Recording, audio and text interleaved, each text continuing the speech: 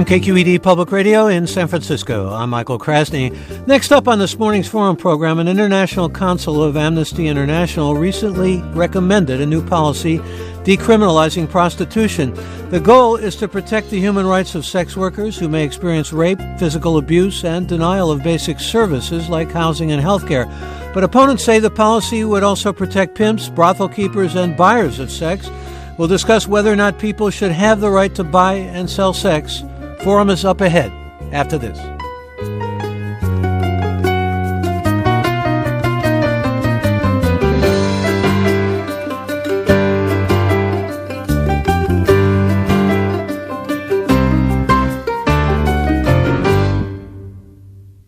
From KQED Public Radio in San Francisco, I'm Michael Krasny. Good morning and welcome to the second hour of this morning's Forum program.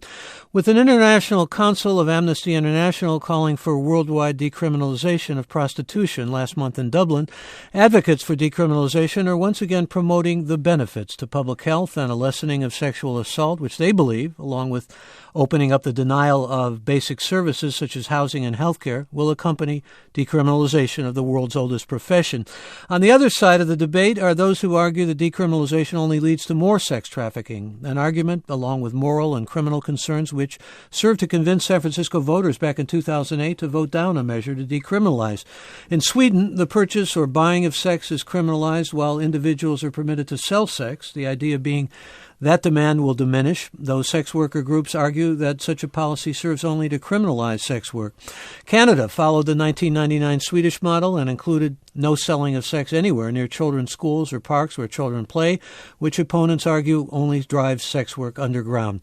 This Forum Hour, we want to take up the debate. And joining us here in studio, we want to welcome Rachel Moran. She is author of Paid For, My Journey Through Prostitution, founder of Space International, which advocates for the abolition of the sex trade. Welcome to the program. Good morning. Thank you, Michael.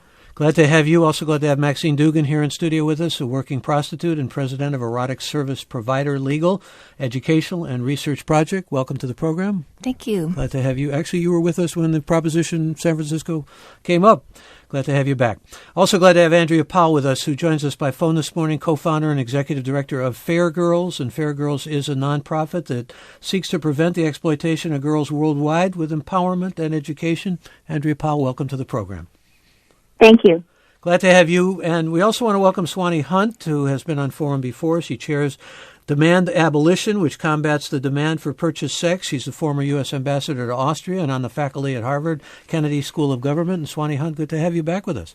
Michael, it's good to talk to you. Welcome to all of you. And let me begin, if I may, with Rachel Moran, who, as I said, is here in studio with us, and who I was saying before we went on the air has written a really powerful book about her own life in prostitution, very troubled family background, homeless, life addiction, abuse, violence. It's quite a story, but with hope in it as well. And it's your hope to really do something about prostitution and actually help bring about legislation in Ireland. Well, actually, we've been successful with that, Michael, thankfully, after a very long 5-year struggle. And we've got the legislation that we're looking for in the north. And the bill has just been published where I'm from in the Republic. Well, congratulations on that. And let's talk about what that means. We're talking about a Swedish model here, basically? Absolutely. And it means sex to buy, but sex not to sell. It means that any individual, which is gender neutral, would not be criminalised for prostituting, but that anybody purchasing sexual access to somebody would be facing criminal charges. And excuse me, that includes brothel keepers, pimps, etc. Of course, yes. And it also, very importantly, I believe, opens up avenues for people who want to exit. And we've seen in just about every statistic out there that the majority of people in prostitution do want to leave. So I think it's very important to provide them with the means to do so. And under the Nordic model, you have help with housing, education, training, childcare, addiction, a whole range of services that would help you to get out. Is there, in your mind, a kind of indissoluble connection between sex trafficking and prostitution? Everybody who's ever been sex trafficked in the history of the world has been trafficked into prostitution. So to try to pretend that they're not intrinsically linked is just nonsensical, in my view. And you also say in your book that prostitution is not a choice. It's not a choice in the way that I've never seen any woman actively choose prostitution from a situation where she had a range of valid choices. It's always, from everything I've seen over the course of 7 years, been something that's just taken on as a last resort. So I don't think that you can call that a choice in the absence of viable alternatives. Maxine Doogan, you take a somewhat different view. I mean, you feel not only is it a choice, but maybe a constitutional right? Right. So, I've been working as a prostitute for 25 years now, and I pretty much plan on working for another 25 years. And, we tried to decriminalize prostitution here in the city in 2008 with Prop K. And we had so much trouble getting money to move that ballot measure because people did not want to have their names disclosed on the financial disclosures that are mandatory for ballot measures. And even though they really supported prostitution being decriminalized, including our customers, they didn't feel like they had the means to step forward and do that because of the social stigma of association. So we formed the nonprofit, the Erotic Service Providers Legal Education and Research Project. And, it's taken us many years to get here to be able to file our lawsuit, which we filed in March of this year in federal court against the California State Attorney General in her official capacity as such. Not only against her, but it's 4 other state attorney generals, I believe, isn't it? That's right. It's the San Francisco, Marin County, Sonoma County, and Alameda County. And we are saying that the prostitution law violates our constitutional right to be able to negotiate for our own labor and our own safe work condition.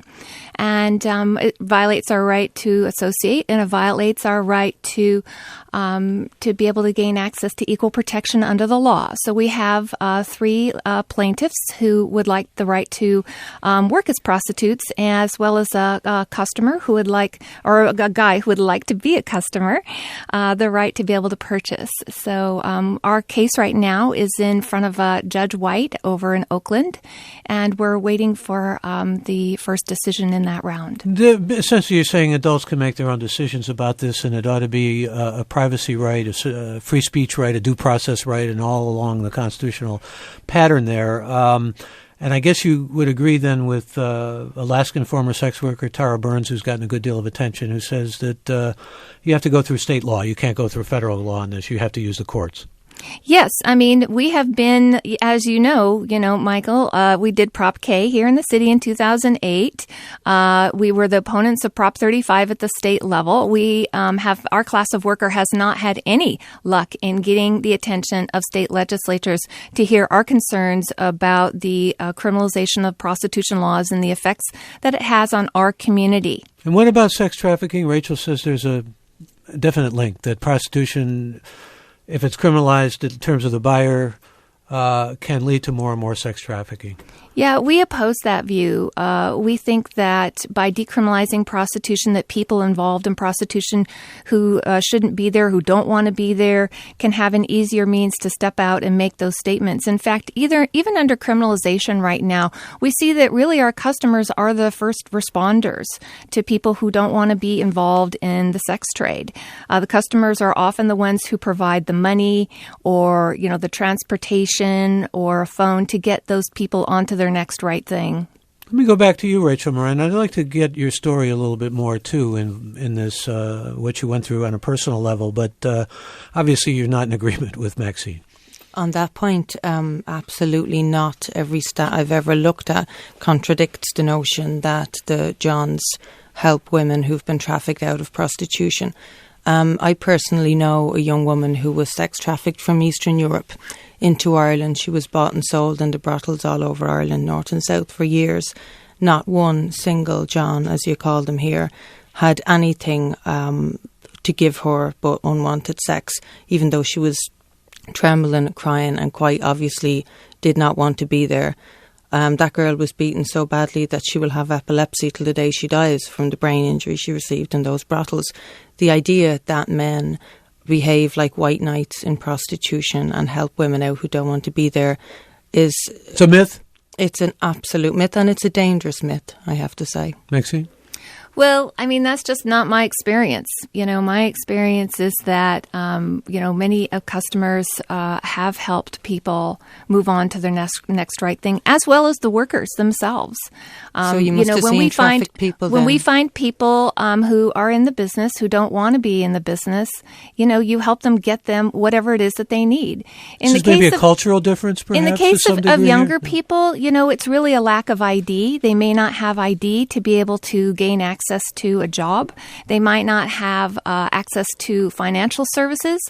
We know here in the city there's a big struggle over housing. So, having proper housing, those are some real issues for everybody. Oh, they are real issues. Let me bring Andrea Powell into this. She's co-founder and executive director of Fair Girls. You work with a lot of these young girls who are trafficked into prostitution, and shed some light for us on the connection between what may be, at least in many people's minds, a necessity to decriminalize versus what goes on in terms of trafficking. Yes, thank you. So you're correct. Fair Girls works with over 100 young women and girls here in the United States alone who are trafficked primarily through sex trafficking. And over the course of the last 10 years, what we have consistently seen is that when the young women we work with are arrested for charges of either prostitution or solicitation or other associated crimes, the impact on their life is very negative and very profound. And that ranges from not being able to gain other types of employment, also getting access to public housing. We've had young women in our program not be able to attend college, and consistently seeing that over half of the young women we serve have those experiences started to make us question the criminalization of prostitution in this country and how that negatively impacted those who were actually trying to help. That being said, based on who we serve, the girls who we're working with want to exit sex work. However, what we're seeing is that those arrests really disable them from doing that. And that's really kind of where we're at. And I think we have a long way to go to understand what a path would look like here in the United States of making sure that we're protecting those who are potentially victims of trafficking while giving the access to dignity, respect, and services to those who are willingly involved in sex work. And that, I think, is really the challenging distinction. But at the core of what we are trying to advocate right now is that we want to ensure that no one involved in sex work is unduly arrested, loses access to health, housing, and jobs. And so that's really where we're at and why we are so committed to protecting not only our clients, but anyone who's a sex worker from arrest. So you would like to essentially decriminalize those who are seeking sex. You're on board on that score. Absolutely. And how do you distinguish between non-consenting sex workers or sex workers who are under duress or against their will when in so many instances they have someone who is controlling and manipulating them, some predator who makes them essentially answer in the ways that predator wants them to answer? So you're absolutely right, and I think it was Rachel who made this point. The concept of choice is incredibly difficult and nuanced in this arena. Over 70% of the girls who we serve were involved in the foster care system. 90% of the girls we serve have experienced prior sexual abuse prior to becoming involved either in consensual sex work or in a sex trafficking situation. And often those experiences have some fluidity. So we work with a number of young women who, because of a lack of opportunities, became involved in some form of commercial sex and then ultimately was either introduced to someone who pretended to be a boyfriend or offered to so-called help them and then ultimately was put into a trafficking situation. And again, those who we serve at Fair Girls are trying to exit commercial sex. So we're not looking at the entirety of the population. But the distinction that is really important is anyone who's under the age of 18 is considered a victim of sex trafficking, regardless of their perspective on whether or not that's something that they would like to be involved in. And then when you're talking about adults, you have to look at those elements of force, fraud, and coercion. And that being said, unlike the movie Taken that's so popular in looking at trafficking, the majority of the girls we serve were not kidnapped. They were not beaten into a trafficking situation, but they were slowly manipulated, offered false promises or threatened with arrest and stigma. And in fact, one of the number one, avenues that pimps use to control their victim is saying, if you come forward, no one will believe you and you will be arrested. Juxtaposing that, which we hear consistently from our clients, with the fact that half of our clients are in fact arrested, that just validates what the pimps are saying. And so that's really something to be thinking about as we're looking at the possibility of decriminalization here in the United States, and how can we give back the dignity and the access to services to anyone who's involved in sex work, whether they are a victim of trafficking, which of course is Fair Girl's concern, or there's someone who's willingly involved in sex work. And we would like for anyone who's in these situations to have a myriad of opportunities. And if you have an arrest record, your access to those opportunities and ability to move forward in life is very limited. Again, Andrea Powell is the co-founder and executive director of Fair Girls, and they're a nonprofit that seeks to prevent exploitation of girls worldwide with empowerment and education. Swanee Hunt, as I said, shares demand of abolition, which combats the demand for purchased sex. She's also former U.S. ambassador to Austria and is now on the faculty at Harvard Kennedy School of Government. And Ambassador Hunt, let's get you on the record here. We heard from Rachel Moran that there are perhaps no white knights, and there's a study in the Journal of Interpersonal Violence, which I know your group has supported and has come under fire. We can talk about that too, but it seems to indicate that there aren't very few white knights, or certainly that many of the Johns, as they're called, are for the most part not necessarily, how shall we put this, not necessarily looking out for the interests of those that are servicing them. And in fact, maybe violent, I think, is another conclusion. Sometimes they're violent, sure. But I tell you, when you look at the demographics, 85% of the men in this country do not buy other people's bodies. They never have. 85%. So we're only talking about maybe 15 million guys, which seems like a huge number. In fact, it is. So what that means is, and they've bought it sometime in their life. That means, I know about maybe 50 survivors. I don't think I know any pimps, but I know probably hundreds of guys who buy. And the highest frequency, according to our research, the highest frequency of buyers, and I mean they're buying 40 to 60, 70 times a year. They have an average income of $120,000. They're white. They live in the suburbs and have children. So here's what gets to me, Michael. This is really a matter of privilege, and it's a gender-based violence. So you have guys, and they're lawyers, and they're at your Thanksgiving table, and they're at church, or synagogue on the pew behind you.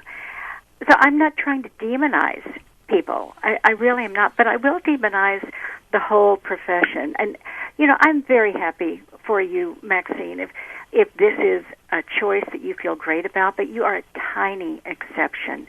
And when you're making public policy, which is what I'm involved in at the Harvard Kennedy School of Government. When you're making public policy, you don't protect the rights of a tiny minority when the evidence is crushing of the damage to the majority. In fact, just think about if Toyota had some cars and some of the brakes didn't work. I mean, if you had 10 of that model, they would recall thousands because you protect the rights of the group that is being harmed. Are the sex worker and sex worker advocacy groups, though, generally more on Maxine's side? It seems to be the case. They're both. The survivors are organizing as well in terms of those who have been pulled into the trade. Andrea, I really appreciated what you described, because that is my experience as I meet with one survivor after another, after another, after another. They talk about not just themselves, but about the women that they know. And by the way, Backpage now has 1.5 million sex ads every month in our country. And I promise you that those women are not majority there by choice. What is Backpage? I'm sorry? Backpage, the online. Oh, I'm not familiar. But if you're saying essentially, aren't you, that if you legalize prostitution or decriminalize it, it would facilitate more exploitation, more sex trafficking? The legal attracts the illegal. And we're not talking about a zero sum here. The buying of sex is actually an activity that can grow in a man. And so I'm really focusing on the men here because, if you put a woman on the stand and say, have you ever been the victim of force, fraud, and coercion? I mean, give me a break. Have you ever been manipulated psychologically? That's what coercion is. Well, why would you re-traumatize her? The guys are breaking the law. It's against the law everywhere in this country except a few counties around Las Vegas. It's against the law, and we have a rule of law, supposedly, in this country, and we're not enforcing it. We're picking up about 10 women and girls for every one man. That has to be reversed. And when we do, we will be moving toward protecting this vast number, this vast proportion of women and girls who are not Maxine. So do you like the Nordic model, or do you think it should stay as criminalization as it is here in the United States, except for those counties in Nevada? The beauty is that all four of us on the phone want the decriminalization of the women and girls. But the problem is here, Michael, is our group Maxine is the only one who are actively moving towards decriminalization of prostitution with our court case. So all these other people here can say, they support decriminalization of the workers, but they have yet to include in any of their policy proposals that statement. In fact, their policy proposals say the opposite. Their policy proposals have recriminalized prostitution, including the youth, even though in the 2013 reauthorization of the Victim Authorization Act, Senator Leahy made a resolution that said, people under 18 should not be arrested for prostitution. So they are still being arrested for prostitution. Let me ask Ambassador Hunt, we're coming up on a break here, about response to what they are doing on her end, yeah? Well, I don't know what you're talking about in terms of the policy proposals. I mean, I'm quite involved in policy, and, I actually, Maxine, I really don't know what you're talking about. That I don't know anyone who is saying that we ought to be arresting women and girls. Well, that is what's really going on, and your policy proposals do, call for, abolishing the prostitution industry. Isn't that right? We're talking about decriminalizing the women and girls and putting the accountability for the harm where it belongs. But that's not what I'm coming up on a break, and I have to give the phone number because there are a lot of people who probably will want to join this conversation. Sure. And let me give you an opportunity to do that now with the number to call. That number is 866-733-6786. We do welcome your involvement. In fact, invited. If you have questions or comments or simply want to go on the record with your own opinion, please feel free to call us. 866-733-6786, talking about decriminalizing the sex trade, which essentially a council of Amnesty International is advocating. You can put in your own 2 cents here. You can also do it by emailing us, forum@kqed.org, or going to our website, kqed.org/forum, and click on this segment, or you can tweet us. Our Twitter handle's @KQED Forum. This is Forum. I'm Michael Krasny.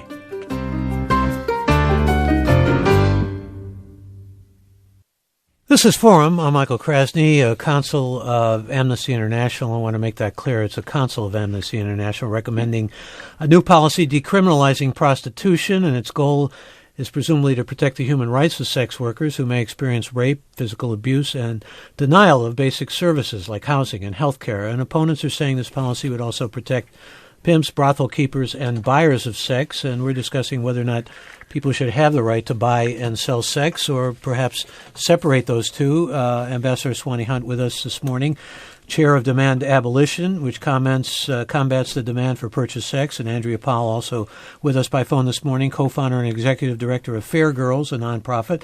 And with us in studio, Maxine Doogan, a working prostitute and president of Erotic Service Provider, Legal, Educational, and Research Project, and Rachel Moran, who is author of Paid For, My Journey Through Prostitution, now with Space International, which he founded, an advocate for the abolition of the sex trade. I'm going to read some emails here before I go to your phone calls. Listener writes, shame on Amnesty International. Again, let's make clear that it's not a final decision. It's a council recommendation of Amnesty International for decriminalization. But this listener writes, we already know that legalization only makes trafficking and exploitation easier and certainly doesn't make women any safer. And considering that a large number of women in prostitution started by being forced into it and also have a history of sexual abuse, we should be doing more to prevent exploitation, not less. We should be following Sweden's model, whereby selling sex is not criminalized, but buying sex is illegal and enforced. And please, please, please stop referring to victims of human trafficking or children as prostitutes. They are prostituted children or victims.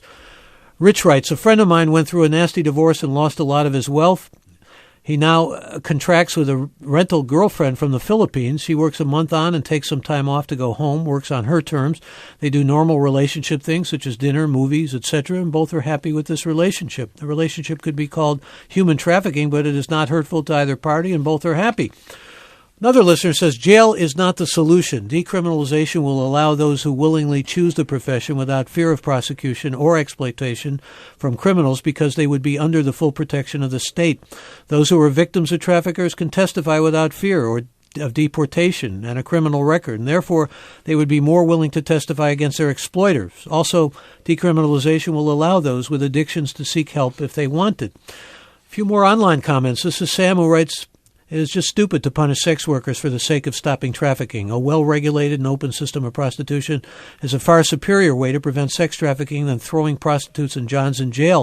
Of course, there are terrible brothels and terrible johns, which is why this industry should be brought into the open so that legitimate sex workers can ply their trade in the open. As you can see, there's a whole range, as we could have expected, of opinion, though many are saying that decriminalization is following a certain kind of pattern here, with decriminalization of marijuana being very much in the news, and also same-sex marriage being very much in the news, that this decriminalization of prostitution following perhaps that pattern. But another listener writes, I don't feel I, as a former homeless teen and a woman who has engaged in what is defined as commercial sex, should be forced to have my life narrative defined by others. Amnesty International's decision, again the council, to support decriminalization is not about calcifying dominant male entitlement to purchase sex from victimized slaves or misogynistic capitalism. It's about generating necessary international dialogue on the authentic differences between sex trafficking and sex work. I worked my way off the streets via the sex industry. Yes, I may have been exploited, though I have become empowered. And on Facebook, Paul asks, is Amnesty International's expectation that the same people would be involved in the trade and act better once it was legal? Let me go to your phone calls, and we begin, Saul, with you. Good morning. Saul's calling us from Seattle. Hi. Good morning. My name is Saul Feiner, and I am a provider from Seattle, Washington. And my question is focused more towards Miss Moran and Miss Hunt. They seem to be indicating that the idea of a, quote, happy hooker is atypical or a myth. But you have one there in the studio with you and Miss Doogan, and I'm another one on the phone, and I've done extensive research, and I haven't really found much in the way of studies that have been done to show that there's any real strong empirical evidence that Miss Doogan and I are the minority. There is an absolute avalanche of evidence that's been conducted for decades to suggest that yourself and Miss Doogan would be in the minority.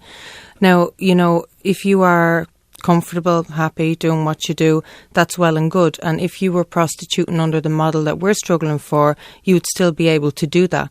What we're trying to do is open up avenues for the vast majority who don't want to be prostituted. And let me say, while I'm speaking in relation to the Amnesty decision, the mistakes of New Zealand, Germany and Amsterdam, Holland, have already proven that decriminalising pimps and johns and brothel keepers massively inflates the market. And where you inflate prostitution, of course you inflate the abuse that goes along with it. And that's one of our major objections to what Amnesty are talking about doing. Well, that's in direct opposition to what the actual research does show, both in Germany Maxine. And in New Zealand, which is that that's absolutely untrue. People who don't want to be involved in prostitution don't have to be arrested in order to get out, and that's very important. The other thing that's really important to notice here is that, you know, this business of, you know, calling people privileged. You know, I'm not sitting on the board of the Harvard governance, policy. I'm not on a book tour. I have been in a struggle for my rights for all of these years, and I have the right, and my sisters and brothers have the right to stand in solidarity and what you do not have the right to do, Maxine, is to shut down the voices of the majority who are exploited. It's usually not about the underage, majority or the minority. That's pitting people against each other, and that's go back what to the bosses essential do. question here. We've got dueling research here, and maybe Swanee Hunt, you want to weigh in with Andrea Powell on what the research does or doesn't show? Sure. Interpol, which of course is the international organization working on organized crime, says that sex trafficking brings in between $8 and $12 billion annually. And this is second only to the drugs, the illegal drugs, and it's on a par with the sale of arms. So, I'm very happy for the caller who says she's happy with her work, but you really do, according to the research, represent a very small amount. And again, public policy cannot be oriented to simply saying that whatever you want, you may have when it violates the rights of others. And could you just cite could you just cite the research that you've alluded to? I mean, so listeners can find it online or hunt it down? Sure. Could I instead, because I have like a list of maybe 15 different sources, and so give me your best source, perhaps. It would be the Department of Justice and... Oh, no, wait. The Department of Justice has a disclaimer on their website because their numbers about how many people are involved in trafficking are so elusive. The Department of Justice themselves has produced, reports recently that have said that they don't have any real numbers, especially for the underaged. So when you don't have any real numbers, you can't be passing policy like our government has recently, where they allotted $1.5 billion to the new anti-trafficking initiative that's going to make heroes. That's what the program is called. It's called the Heroes Program, out of vets. Well, I think Ambassador Hunt had another point she wanted to make, too, here. And you can cite any other source you want to, Swanee Hunt. Sure. And may I encourage people to get these sources from our website, because there's quite a list on demand abolition. Could you give up the website? That would be helpful. Yeah. Sure. It's demandabolition.org. Okay. I listened very carefully to the people who were calling and writing in, Michael, and they kept repeating a misunderstanding. All four of us agree. The good news is all four of us agree.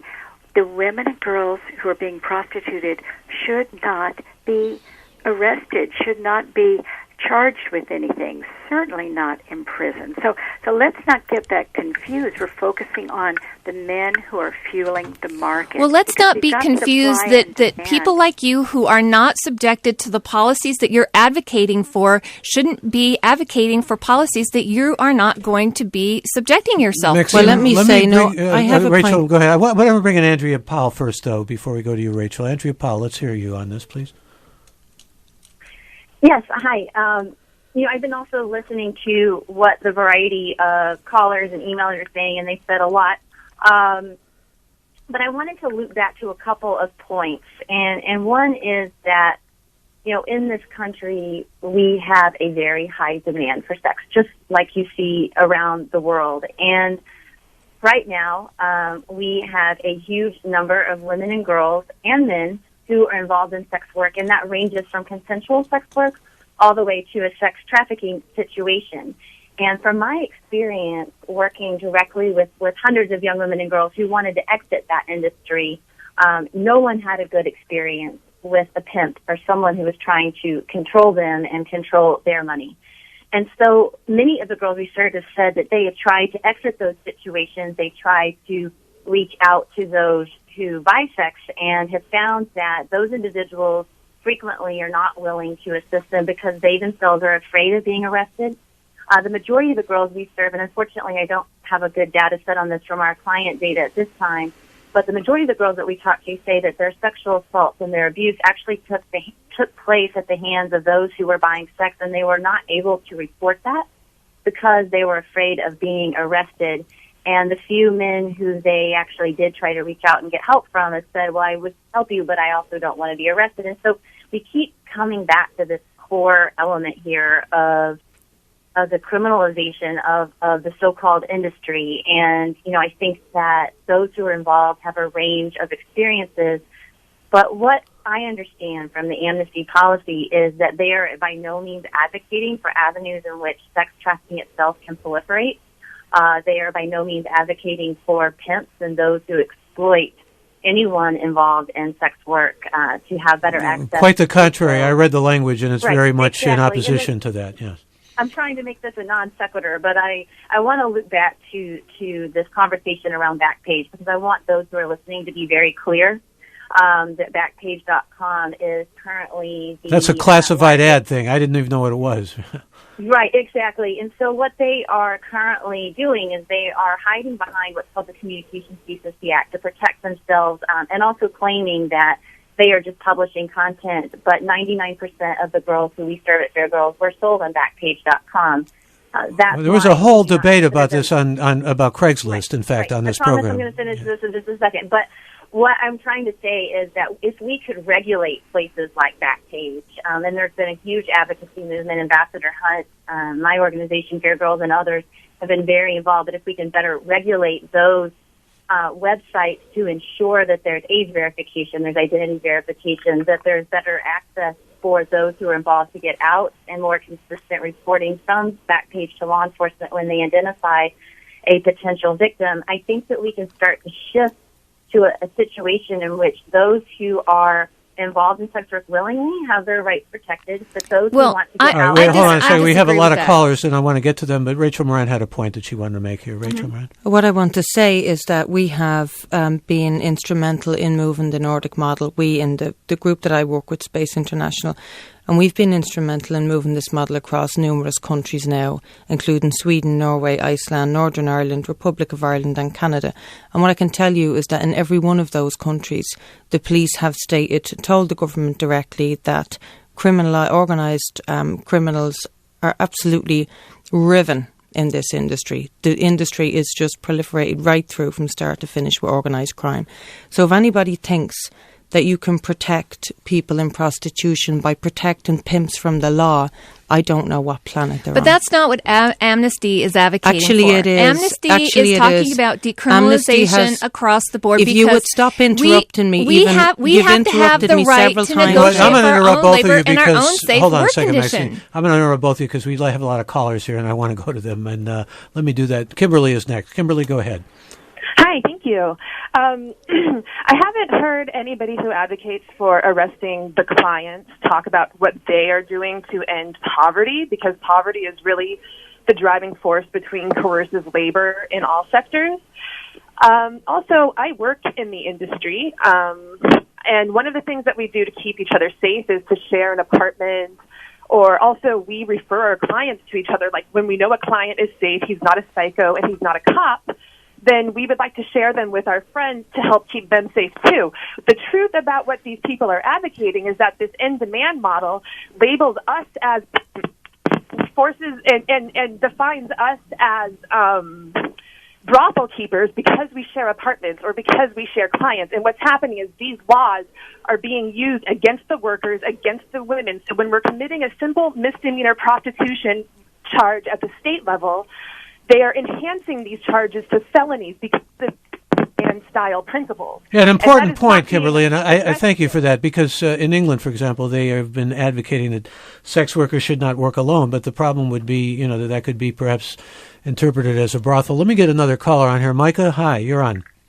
Yes, I've been on both sides. I'm a former sex worker, and I also am a sex customer. And one thing that needs to be said is that the European sex trade is very, very different than the American sex trade. And what we are talking about here is rights for Americans and rights for American women and men to sell sex and buy sex in a safe way so that no one is victimized and so that no one is having the horrible experiences that they do in Europe, which is not the same market at all. Mike, I thank you for that call. I said there may be cultural differences here, and that kind of echoes it. But let me get Michael. I've got there are a dozen women in our group. 5 of them are from 5 different U.S. states. So the idea that there's some a crew of violent perverts in Europe and none in the U.S., I'm sure our U.S. women. Nobody would imply such a thing. We got a host of perverts in this country. Rest assured. But I'm also struck by. Well, we just had the Folsom Street Fair yesterday. I mean, so we celebrate that kind of sexual diversity here in San Francisco. We also celebrate the diversity of callers, and let me have another caller. Seth, that's you. Go ahead. Hi. I saw a documentary, which I think is still available on Netflix, called Very Young Girls, produced by GEMS in New York. And it was watching that movie that I learned that the average age in America of a young woman being turned out to prostitution was either 12 or 13, which I thought was horrifying. I recommend the movie highly. Speaking about recommending movies, Seth, I just want to bring this in. I'm looking at an online comment from a listener who says, one of the biggest absurdities of the banning of prostitution is that as soon as you turn a camera on, it somehow becomes legal. But I'm sorry, go ahead, please. But this was a documentary, and no, I know. I just was looking at this online comment and couldn't resist. All right. So I wanted to say that I don't see among in the police department here any effort to go after the pimps that exploit girls who are under 18. And girls 12 or 13, to me, is horrifying. I mean, they know who the pimps are, and there's no action that I've ever heard of that's taken against them. And in addition, New York City or New York State has passed a safe harbor law, which means that a young woman who under 18 who is arrested for prostitution, well, she cannot be arrested for prostitution because she, being under 18, is not permitted to consent to sex. She's a juvenile under the law. That's right. Well, and I'm glad you mentioned that. But, here, Swanee Hunt, you mentioned that prostitution is the second biggest illegal activity, sex trafficking, that's going on. Excuse me, as I'm talking about specifically sex trafficking. And the fact of the matter is that it's easier for pimps and predators to bring children and put them in prostitution than it is bringing in drugs, because there's too many. I'm sure you've heard these narratives before. Children who were told to say, "I'm a niece," or "I'm a cousin," or "I'm a daughter," or anything along those lines, and thereby essentially get through when they shouldn't be getting through because they're being brought into sex trafficking.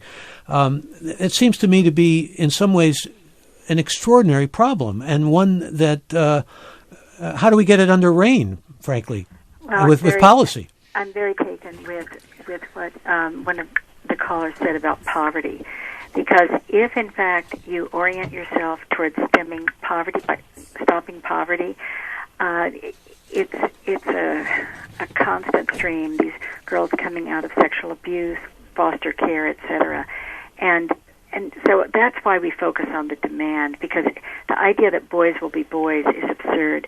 But here's an idea that we're starting to see in different states, where when you pick up a man, you say, you know what, you have money because you have money enough to buy, so by definition. So here is your fine. And you can make that fine, like in Massachusetts, for first offense, $1,000 to $4,000.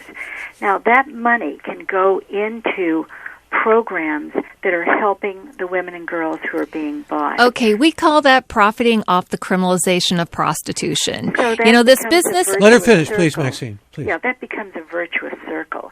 That is no, very that is powerful. not a virtuous circle. And, excuse me, and so I was talking to a pimp, and I was talking to an FBI agent who told me about his conversation with a pimp. He said, well, where do you get your girls? And the pimp said, well, I go to a shopping mall, and I look for a girl who's walking by herself. Now, those of us who are girls know that going to a shopping mall is kind of a social event. So you find a girl walking by herself, and he said, so I go up to her and I say, hey, you have beautiful eyes. And if she looks me back in the face and says, thanks, I keep going. Well, and I come up to the next girl and I say, hey, you've got beautiful eyes.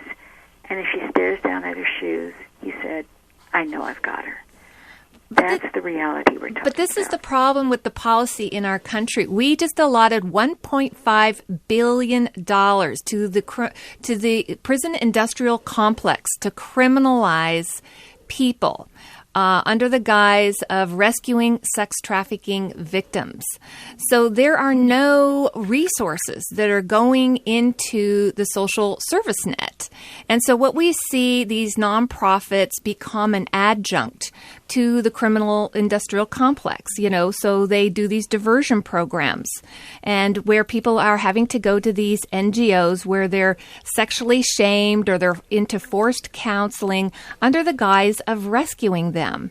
And that sounds a bit conspiratorial. Well, there's just no accountability with these NGOs. Let me go to a Facebook comment here before we go to any more calls here. And Andrea Paul, I want to go to you on this because it raises a question that's been hovering over this conversation. It seems to me it's why I brought up all these young people that can be essentially clandestinely or under the radar brought into this country or brought into sex trafficking in general. Amanda, a listener, tweets, some sex workers are subjected to horrific abuse. Yes, but how on earth does criminalizing sex work prevent that? Andrea Paul. Well, I agree that criminalizing sex work is not going to lessen the exploitation that those who are in a trafficking situation face. And getting back to the concept of young people, and my understanding from the Amnesty proposal, there's nowhere in it does it advocate on any level that someone is under the age of 18 be involved in commercial sex. In fact, I think it directly states that is a form of human trafficking that they oppose and have opposed for years. But getting back to those who are serving, here in the District of Columbia, we just passed legislation called the Trafficking of Minors Prevention Act, essentially safe harbor, which is what another caller mentioned in New York. But the challenge that we're facing, and I think Maxine kind of spoke to this, is that we're in a situation in which these young people are now being identified, which is a good thing. They need services, but we don't have the resources to provide them. We run a safe home for girls here in the district. It's the only one in the area for survivors of trafficking, and we have 6 little beds for the 100-plus girls we serve every year, and it's a very challenging situation. So when we're thinking about the concept of decriminalization, when we're thinking about the impact these policies have, I want to urge those who are listening to think about the fact that we have to think about policy in tandem with access to resources. And there's a myriad of ways that we can go about this. I'm certainly not as expert as Ambassador Hunt on what that might look like, but I just want to point out that we really need to have a deep conversation about the resources that both those who are exiting sex work and those who are staying need to have access to better their lives. Well, we're certainly getting a lot of response from listeners on this, and I want to give more of a sampling of what you out there are saying. An email from a listener writes, until 4 years ago, I believed prostitution should be legalized and decriminalized. I now live at 18th and International in Oakland. If you want to see how prostitution and all its horror exists, drive by. 3/4 of these girls are drug addicted, under 16 years of age. They're on the street 24 hours a day. The Johns should be prosecuted, not these poor kids. Another listener on Facebook says, the fact is prostitution isn't illegal because of the exploitation of women. It isn't illegal to protect women to stop sex trafficking. It's illegal because of some antiquated notion of morality. There's no legal reason for prostitution to be illegal. Let me read a few more. As I say, it's a wide range of opinions. Kelly writes, there should be a distinction made between non-consenting sex slaves and self-promoting sex workers. They're a completely different trade. These are completely different trades, and the legal impact on these trades should be differentiated accordingly. If this distinction were clearly drawn, it would change the conversation. Let me read another few emails here. This is Swen from Los Angeles who writes, could the views of both your guests be true? They each bring their own experiences. Those experiences are representative of their own distinct situations. The fact is, there will always be demand for sex work, and there will always be adults willing to provide services. Neither of your guests' viewpoints should be discounted or demeaned. Both experiences should be valued as information that can be used to support legislation that can create safer environments for consenting adults. And Paul writes, we have a working model of decriminalized legal prostitution right next door in Nevada. What are the results of that? Want to comment on that, Swanee Hunt? Well, the issue here is fueling. And when you have the demand illegal, then you're fueling the market. And it's not about any one particular girl or another particular woman. You have to step back and you say, is this market a positive for our society, or is it harmful? And when you have the number of people being harmed that we have, you have to say, this market needs to stop. Look what we did with smoking, okay? I mean, we told all kinds of smokers, no, actually you can't, because the secondhand smoke is bad for other people.